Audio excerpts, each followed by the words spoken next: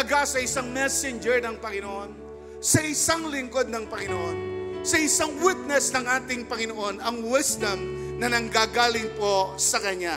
Walang hanggang katapatan sa buhay ko'y lagi mong laan.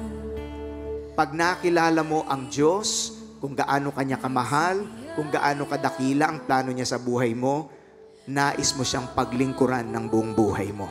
Pupurihin ka sa awit, itataas ang aking tinig, itatanghal sa buhay ko'y tanging Ikaw, O Diyos.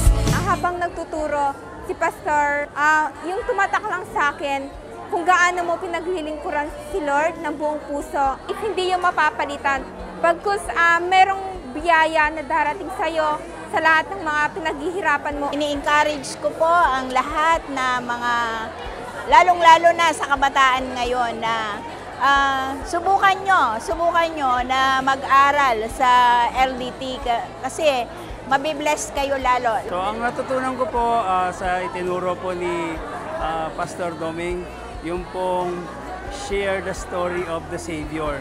So kailangan po talaga natin ipangalandakan, ipangwento, ibalita sa mga tao kung sino talaga ang Savior.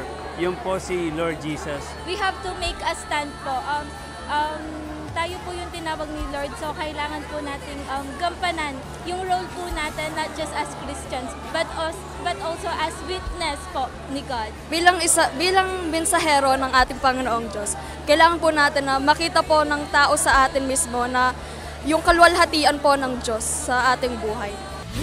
Sa'yo ang kapurihan, kaluwalhatian ngayon at magpakailanman. Pupurihin ka sa awit, itataas ang aking tinig, itatanghal sa buhay ko'y tanging Ikaw, O Diyos. Higit pa sa kalangitan, ang iyong kaluwalhatian, kadakilaan mo'y di mapapagkayaan.